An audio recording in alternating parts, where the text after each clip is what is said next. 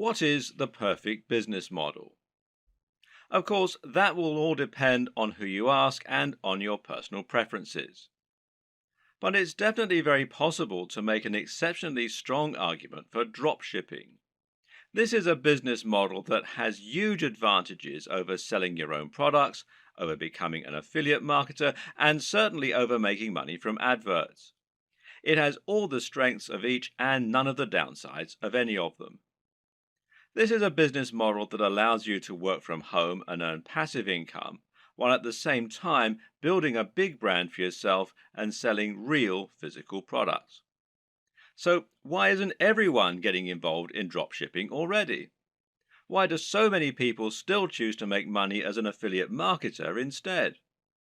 Well, the answer is simple. A lot of people still don't know what dropshipping is or how to get involved in it. Of course, this video series is going to change all that and help you to understand what dropshipping is, why it's so beneficial, and how to get started with it. By the end, you'll be running your own dropshipping business, making money by selling products with your branding on and without having to spend any money up front or take any form of financial risk.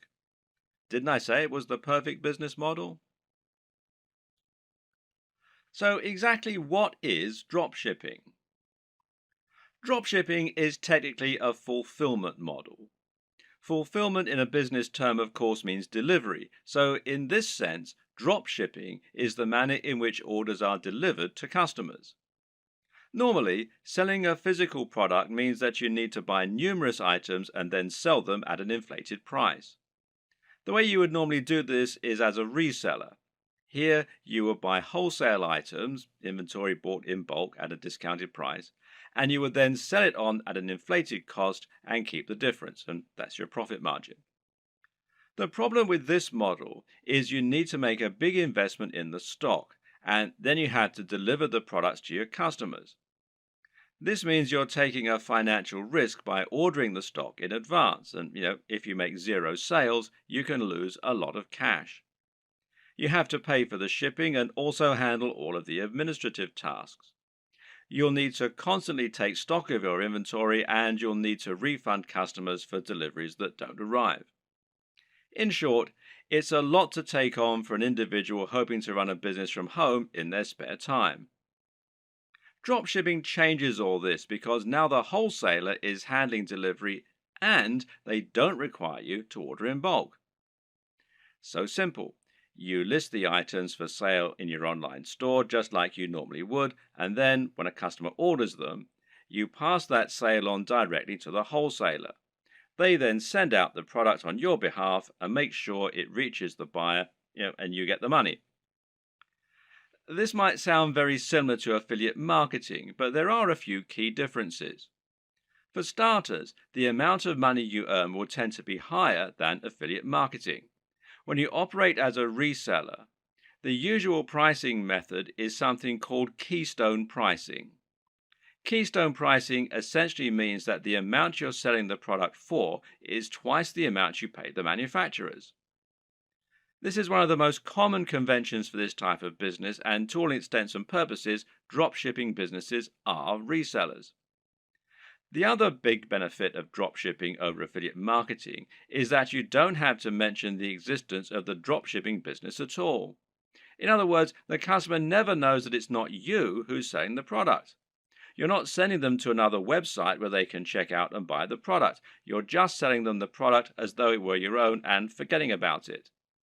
This is fantastic because it means that your business looks much more professional and because you're no longer sending visitors away from your brand in order to make the sales.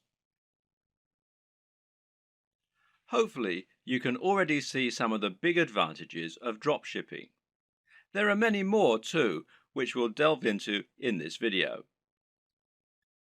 Working as an affiliate marketer will often mean that you have to sell digital products in order to get the biggest profit margins. While it's true you can get 75% and upwards from affiliate networks like JVZoo, this will normally mean that you're limited to selling ebooks and online courses. This can be an effective way to run a business model, but it's also sometimes quite restricting. While digital products have many advantages, their appeal is not as broad as it is for physical products. For example, if you try and sell a digital product to your grandma, you'll probably have difficulty.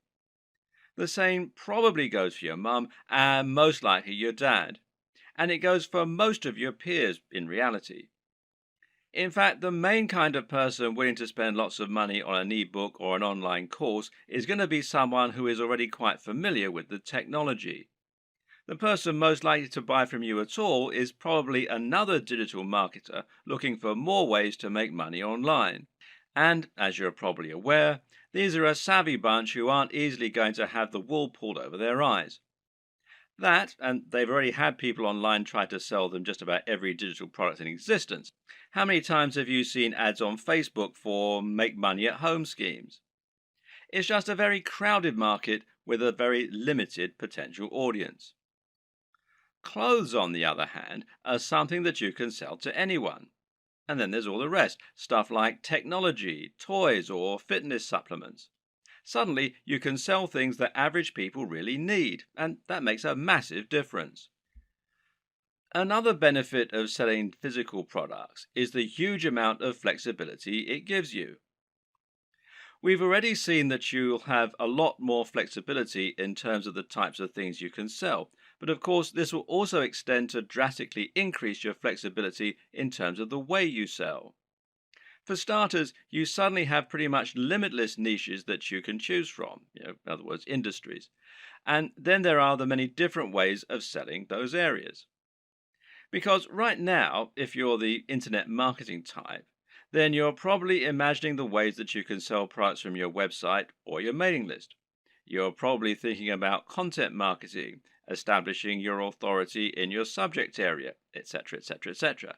But that's not the only way that you can make money from a dropshipping business. Did you know, for example, that many of the products being sold on eBay are actually being dropshipped? This means you can save yourself the trouble of building an audience and creating a website. Just find the product that you like, create a listing, and you're good to go. Even big companies like Home Depot and Sears reportedly use dropshipping on some of their less popular products, so it must be a good business model.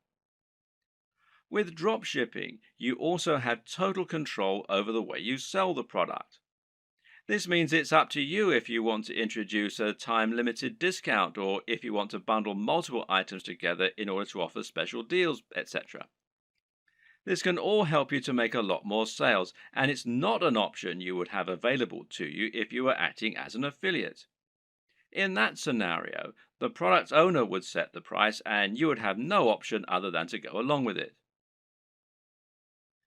We've already seen that you can reduce the risk by dropshipping. There's less risk than reselling here, but there's also far less risk than selling your own product. That's because creating your own product would involve a lengthy and stressful process of designing the product specifications, working with factories, and then spending lots of money on materials, etc. None of this is to say it's not impossible, it's just a huge amount of risk. With drop shipping, you don't have any of this risk because you're not spending upfront investment. You simply find the product you want to sell and then promote it. But there's another way that you can reduce risk with dropshipping too, which is by picking a product that's already highly popular. By finding products that you know are already selling very well and are very in vogue, you can completely minimize the possibility that your product won't sell. Now you're selling products that will sell in droves. You just need to find the people who are buying and make it easy for them. Perhaps the biggest advantage of the dropshipping business model, though, is one that many people don't even consider. As mentioned, dropshipping has the benefit of allowing you to keep the actual manufacturer stroke fulfillment company as a silent partner. They will send out the products on your behalf, but as far as the customer is aware, they bought it directly from you. This has the massive benefit of meaning that you're not sending visitors away from your website. This is a massive deal as a digital marketer. If you've been working in this business a while, you should have a good idea of just how hard it is to attract customers to your website and to your business. This is what you'll spend most of your time doing working online, and you'll probably find it takes up much of your effort. If you're an affiliate marketer, you're bringing those visitors to your website so that you can sell products other companies have created. This means that when they buy the products, they have to leave your website and thereby disengage with your brand. Which brand are they more likely to remember and visit in the future? The guy who recommended the product to them, or the company that actually sold it to them? And when they want more of the same thing, well, where are they going to go? Now consider this. How can they buy more products from you during the same session if you're actively sending them away from your site? Instead of being able to offer a smorgasbord of products that you handpicked, you're now simply telling them to go somewhere else and buy one item. With a drop shipping business, you no longer have this problem. Now you can offer all the items you have for sale on your website from one spot and let your customer choose as many as they want and then continue to buy from you. But that's not even the best part. The best part is that in some cases, the products you sell will even be able to have your company name on them. This is called white label drop shipping, with the white label essentially describing the packaging or the branding. So let's say you want to sell a supplement like creatine for your fitness website. With a white label service, the product will be developed with packaging that literally consists of a pot and a white label attached. That white label can have your branding printed right on it, meaning that, to all intents and purposes, this is now your own product. In many cases, you can even choose a blend of ingredients that will go into the product. In other words, if you're selling a supplement like a vitamin tablet, you can select all the vitamins and minerals yourself and then add your own logo. If you don't sell a single item, you've lost nothing.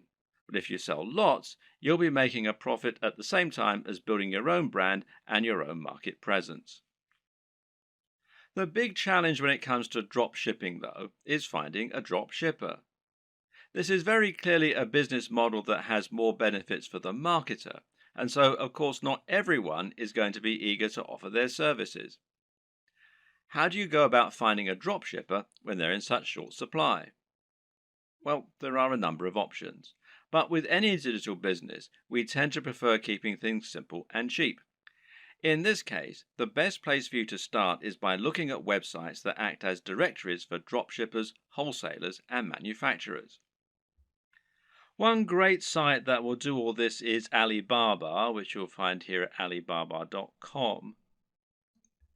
Another good one is Worldwide Brands, which you'll find here at worldwidebrands.com. The latter is probably preferable, as this specifically features dropshipping companies and has a large number of advantages for dropshipping businesses. For example, you can use this site to make sure that you're dealing with the real wholesaler. What does that mean? Well, it means that you can avoid making the mistake of signing up to sell products that someone else is dropshipping to you, thereby scraping profit from you. This is a common practice and one to be careful of when you're just starting out. Worldwide Brands is perfect if you plan on finding a dropshipping manufacturer quickly and selling their products on eBay or Amazon. The only problem with this plan is that there's a fairly hefty sign-up fee. Currently, it costs $249. Okay, so that's not astronomical, and this is a lifetime membership. But if you were attracted to dropshipping initially because you wanted a business model with zero overhead, then it might be a little off-putting, especially as your break-even point has now been pushed back further. So there is a free review, though, at the time that I'm making this video. So another option is to try ThomasNet, which you can find here at thomasnet.com, which, like Alibaba, has a selection of different types of manufacturers and wholesalers selling different types of products and different types of services. Makers Row, which is makersrow.com, might also be worth checking out. Some other paid options include SaleWho and Dober, and a great free choice is Wholesale Central. Failing that, another good strategy is just to search Google. When you know the type of product you want to sell, just try searching for that product on Google with the word dropshippers and your location. So if you're hoping to dropship clothing in the UK, then you can just search for clothing dropshippers UK, and you can see it brings up a whole load of different ones here. And one that I looked at earlier was this one, fashiondropshippers.com, which seems to do exactly what we want. Or perhaps you're looking for a white label supplement dropshipper in the US.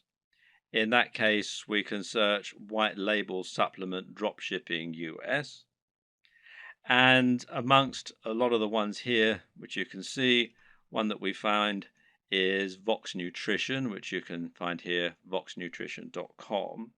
And it lets us do exactly just that. And it's pretty simple and straightforward method, and there are more and more businesses like this springing up all the time to meet demand. Vox Nutrition will handle formulation, production, and fulfillment on your behalf, making things nice and simple.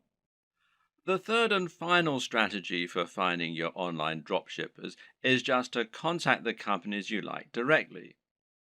Find manufacturers for products you'd like to sell and drop them an email. Better yet, try messaging them via LinkedIn or a similar avenue and see if you can get them to respond that way. This way, your message will stand out from their crowded inbox.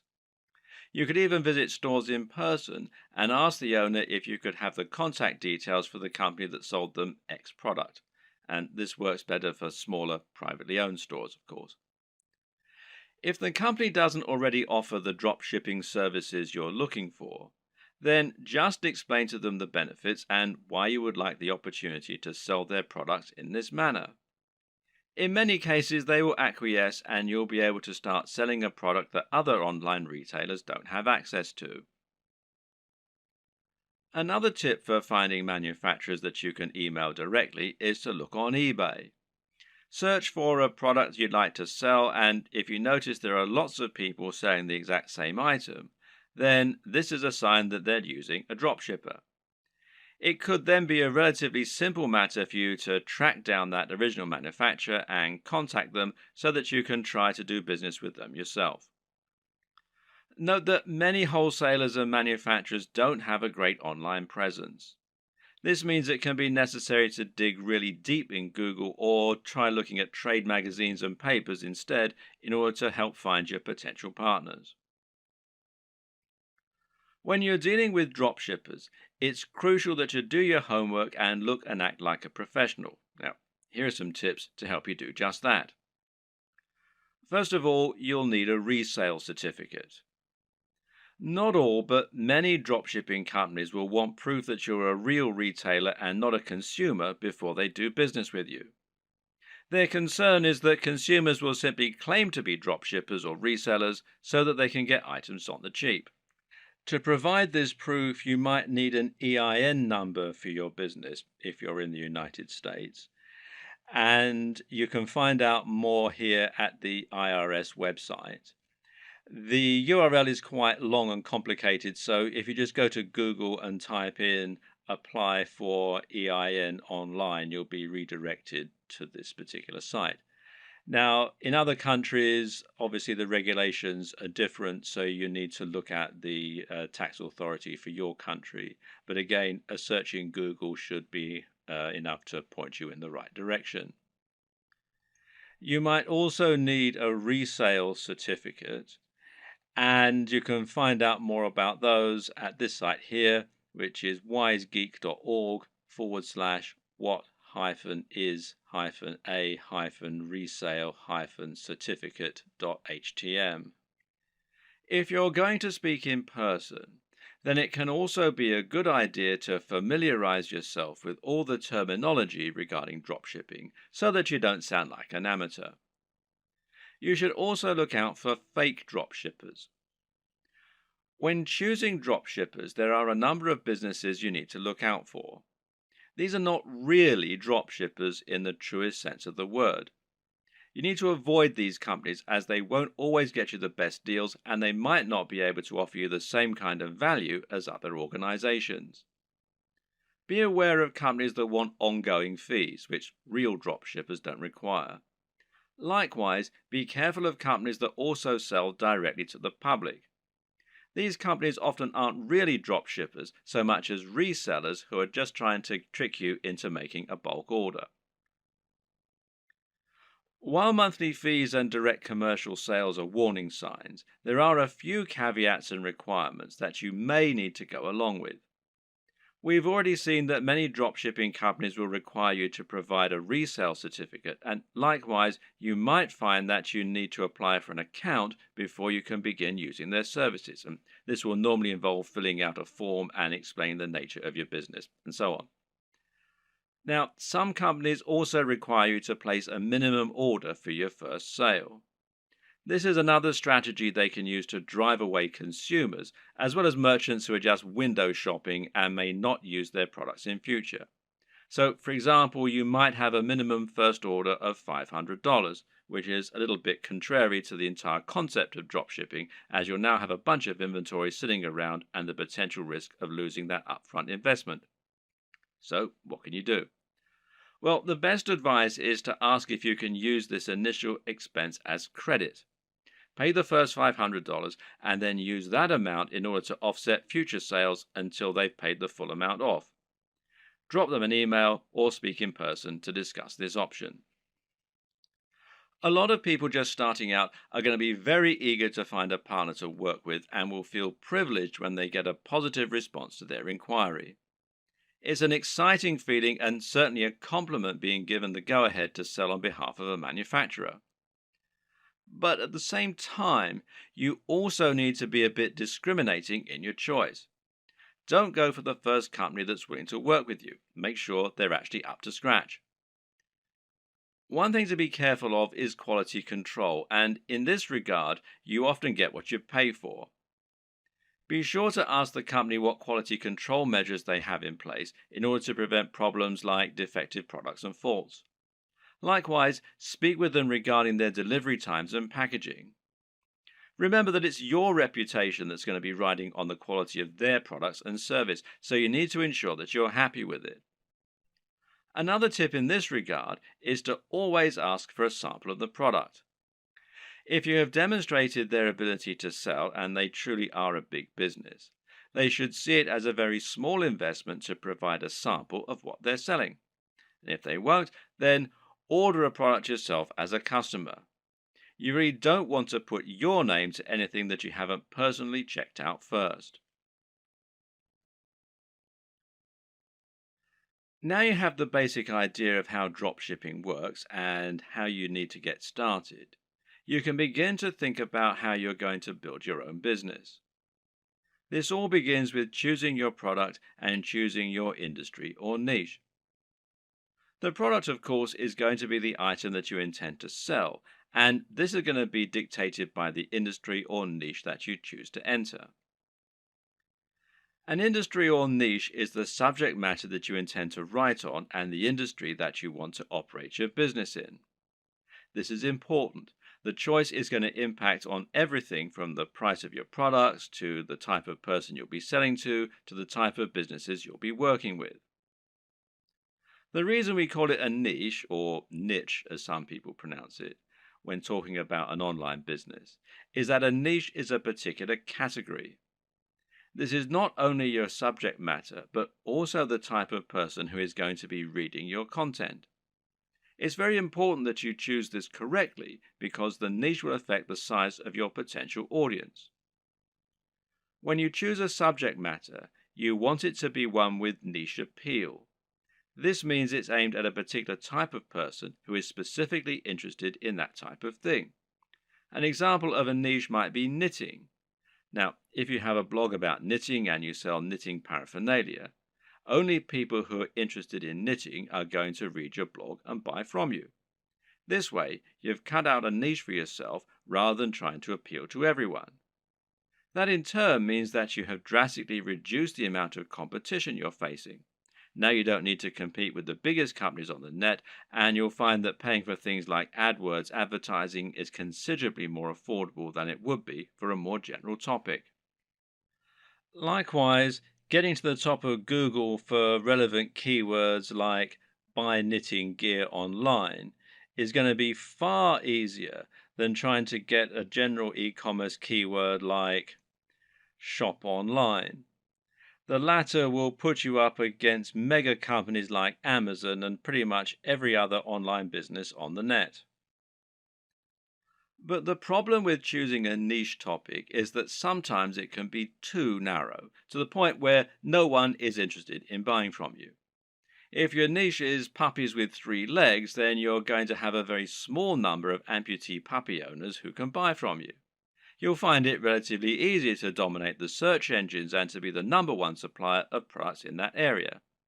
However, once you've sold to all 200 readers, well, you've pretty much reached the limit of what you can sell. On the other hand, a niche like fitness may be considered too broad. Buy fitness clothes online is a hugely popular search term that companies like Sports Direct, Sweaty Betty, and Mountain Warehouse dominate. Even ranking for search terms like how to build muscle is going to be very difficult.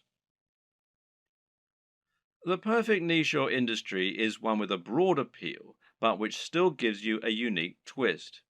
This way, you'll be able to appeal to a lot of people, but you'll also be able to avoid directly competing with the biggest competitors.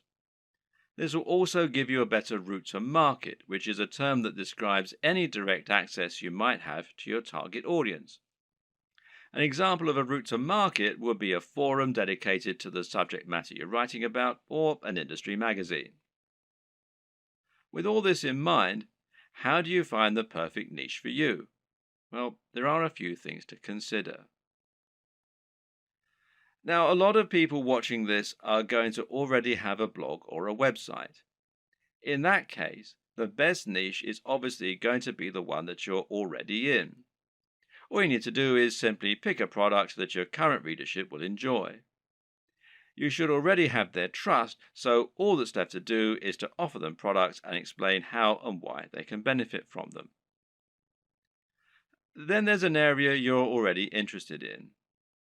This will often align with the last point, but you should always pick a niche that you find personally interesting. This makes a gigantic difference to the quality of the content you put out, to your ability to pick the best products, and more. Remember, as a blog owner, you're going to be required to write thousands of lines of content on this subject in order to demonstrate your expertise and to gain the trust of your voters.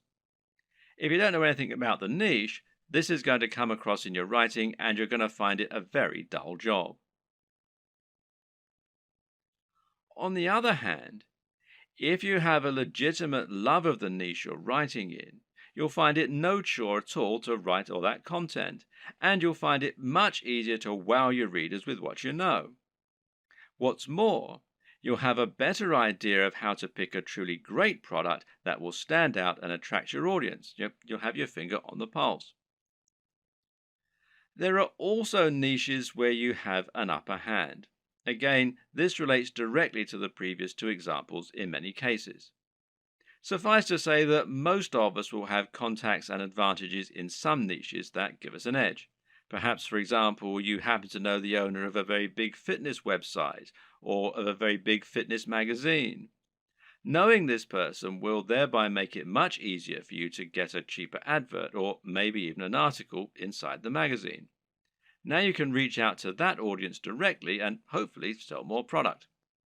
Have a long think about your list of contacts and friends, and then consider finding a product that will let you make the most of those advantages. If you look at affiliate marketing, digital products, and internet marketing as a whole, you'll notice that certain niches stand out as being far the most popular, and those are fitness, making money, and dating. Now, why are these the most popular niches? On the one hand, it's because they have the broadest appeal. But the biggest reason is that they offer the best value proposition. A value proposition is basically the way in which your business is able to offer value. This is the way that your products can change people's lives. What is the end result of owning your product? If you're selling a hairdryer, then what you're really selling is the convenience and dry hair.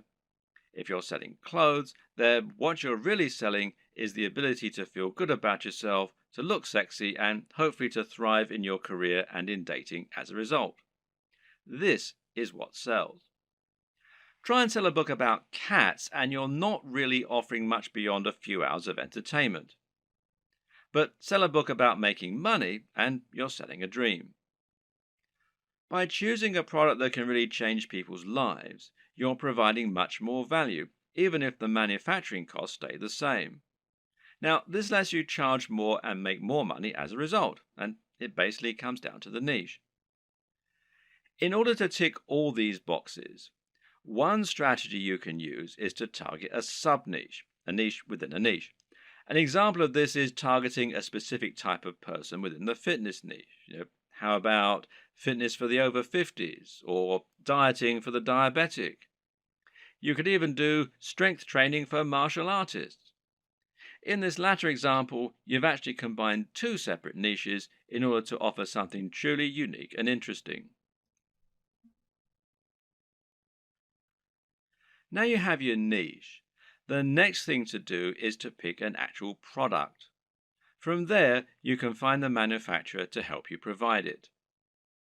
The important thing here is there should always be a clear synergy between your branding, your ethos, and your product.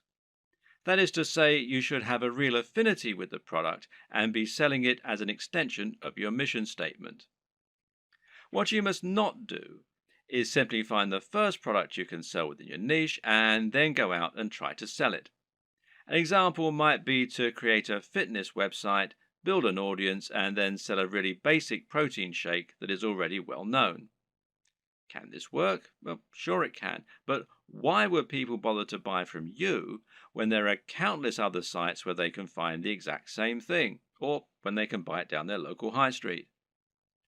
Likewise, if you're selling a product that is obviously not your own and is so generic, it can actually hurt your trustworthiness. It's clear that you're trying to make money, which isn't a bad thing in itself, but you're not offering any unique value in return. You're just saying, oh yeah, and why not buy this generic product while you're here?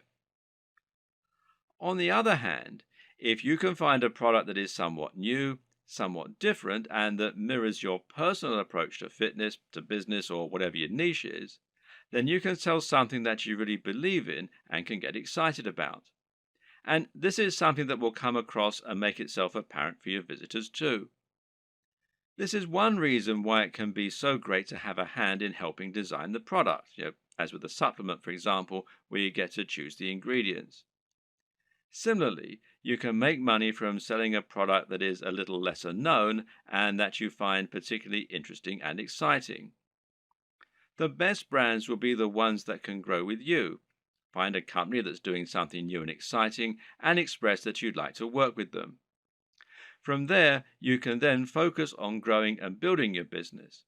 And this will help you to form a real relationship that's mutually beneficial and that your customers can appreciate too. Of course, there are many smaller considerations to keep in mind when selling your products. Should you sell a consumable or should you sell something that will last a long time? Should you sell a product that's very expensive or one that's very affordable? In the video on e-commerce and pricing, we'll discuss this in more detail, but suffice to say that it can make a lot of sense to sell multiple products in future, as that way you'll be able to benefit from multiple different types of business model and you'll be able to draw in a wider range of buyers. Having a range of prices means you can cater to people with all kinds of budgets and build some loyal customers who might increase their average spend with you over time. For example, a cheap consumable has the distinct advantage of being something that will keep your visitors coming back. If you sell a protein shake, for instance, then your buyers will probably want this about once every month. If you provide a reliable service and appealing prices, then this is an excellent way to get repeat business and to have a recurring income, which in turn will be highly convenient by letting you make more concrete plans for your budgeting, etc. Another option is to run a box business. Now, these are businesses that sell selections of products on a recurring basis. Someone will subscribe to your business and you'll send them a package containing a set number of products each month. This could be a range of different items or it could be one thing. Loot Crate, for example, is a business that sends pop culture merchandise to comic book and games fans. Part of the fun of this service is that they never know exactly what they're going to get, but it will always be something interesting and exciting. Then again, you also get men's grooming services that send the same selection of consumable razors, shaving foams, etc. to their customers every month. This is a different way to create your dropshipping business, one that allows you to add some real extra value and also to promote the products of your partners in an exciting way. There are many other ways you can add value too, whether it's providing freebies like some kind of PDF, offering the best discounts, or somehow upgrading the product you're offering before it reaches the customer. Whatever you decide, the big question to ask yourself is, what value are you providing? What are you offering on top of the products themselves? How are you providing value not only for the customers but also for the suppliers? And what advantages do they get by coming to you instead of going to somewhere like Amazon? Finally, of course, you need to ask yourself what types of products will sell well. And this is particularly important when you first start out and you perhaps only have one item to begin with. If you're going to begin your store with just one item, then it's highly important that this one item be something that will sell well and get your business off to the best start. And the best way to do this is to pick something that has a very clear function and which is easy to explain. Solve the problem that your visitors have. What do people in this niche need? And how can you solve that issue for them? If you can answer this, you should have no problem selling your first item as long as it's well made and as long as you're persuasive enough to make it sound amazing. If you already have a website and an audience, then you can skip this video. Otherwise, it's crucial that you keep watching in order to ensure that your brand is aligned with your business model and the product you're selling. A good place to start is by asking what exactly a brand is. A brand is much more than a logo. Rather, it's an ethos, a mission statement, and an approach to business. The logo simply tells people that the product or service they're receiving adheres to the same standards as whatever else they've used from you in the past. You start your brand by choosing why you do whatever it is you do. Why should people care about your business? How are you different from other companies offering the same thing? How do you want the world to change as a result of your business being a part of it? This is what allows a company like Apple to capture the imaginations of billions of people and to create such loyal customers. Apple isn't just about selling hardware. It's about selling beautiful hardware that feels personal and that is aimed very much at creative, rule breaking individuals as opposed to big businesses. When the first Apple computers were released, the only real competition was IBM. And by taking this stance, Apple was able to differentiate itself a lot and get a lot of excited followers as a result. The same goes for many businesses that are setting out to create a greener planet.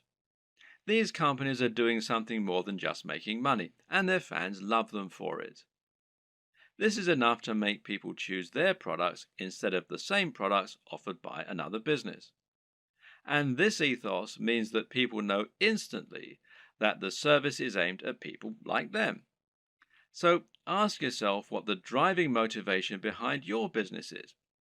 You're a fitness company. Okay, but what is it that you really believe in? Why is fitness important to you and your customers? Do you think that people are happier when they're well? Do you want to help the average person to have a more fulfilled life thanks to a healthy lifestyle and diet? Or do you love the idea of becoming more powerful? Are you all about building strength and speed and challenging the limits of human potential? These two companies might sell the exact same product, but the way they go about it is completely different. And if you can convey this mission statement, then you'll find the right type of customer will go absolutely nuts for your brand. That's the kind of customer whose vision is aligned with yours. Now, don't try and appeal to everyone because that will never work. Instead, try to appeal more to the right kind of person. One way to do this is through your logo and your web design. The objective of a great logo is to communicate what your business is all about. You're trying to tell people what you sell and why you sell it as soon as they look at your business. So, say your company was all about health and natural products. Then you might make a logo that had a tree on it or a heart, and it would probably be green in color and have an uplifting, healthy sounding name.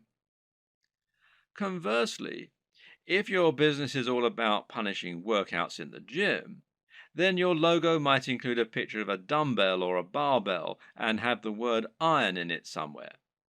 The idea is that the combination of your logo, company name, and perhaps blog posts is enough to tell any visitor to your site right away that this is a company aimed squarely at them, selling products they're going to love. This should also extend throughout your site design. Meanwhile, make sure that your logo is designed using a vector file, meaning that it's made in Illustrator or a similar piece of software that keeps it easy for you to edit and resize.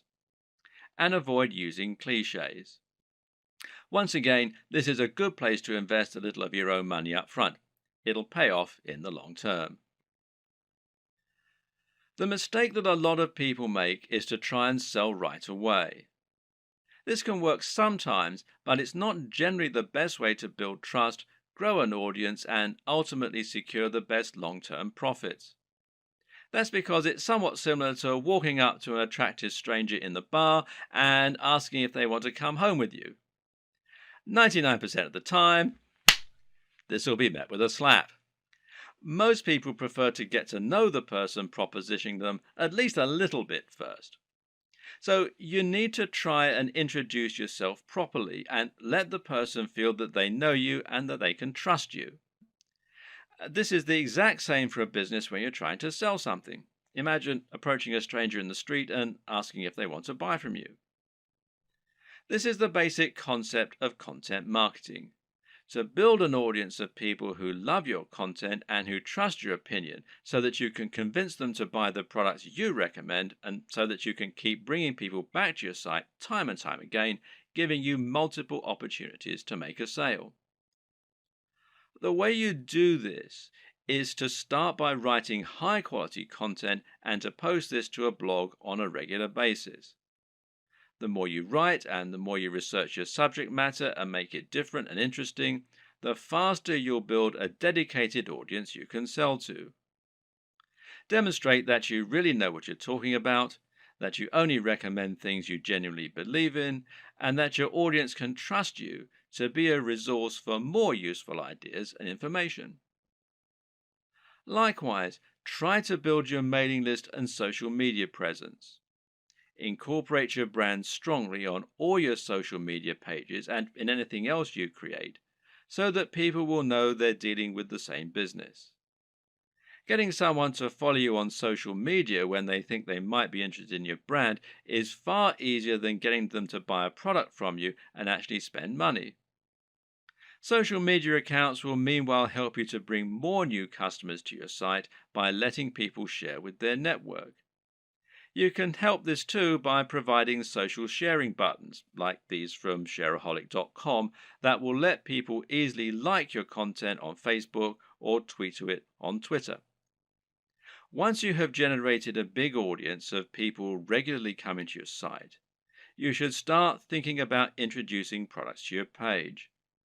If you've really created a brand you believe in, and if you've been providing real value in your content, you should find you have true fans, and a true fan will be desperate to buy your product when you start selling them. Of course, there are many additional methods you can use to send more customers to your products and to market your store. One option is to create your own affiliate program and to encourage more people to help market your items. Another method is to pay for advertising, whether this is a pay-per-click campaign through Google AdWords or whether it's an advert on Facebook that is highly targeted to your specific demographic. This works well in scenarios where you're selling from eBay or Amazon and aren't trying to build up an audience. If you're going to pay for advertising, though, you need to calculate the LCV, now that's lifetime customer value, of each customer. This will allow you to ensure that whatever you spend on your ads, you're making more back and thus seeing strong ROI or return on investment. But to take this next step, you're going to need to make another new addition to your business. And I'll talk about that in the next video.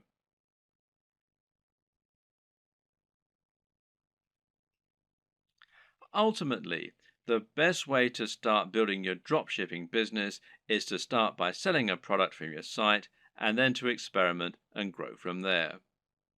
The exact strategies you use are going to depend hugely on the nature of your website, your audience, and your goals. It's up to you to find your way, to see what works, and to tweak and evolve your business over time. Hopefully, this video guide has given you all the tools you need to get started. You should now have a strong idea of how a dropshipping business works and how to get started. And you should now have a grasp on how to encourage products to grow, how to choose items that are likely to sell, and how to find the right market and audience for what you're selling. Once you begin selling physical products to your audience, you'll unlock the kinds of profits that you just can't get as an affiliate, and all without taking any significant risks or spending much money at all. And I wish you every success.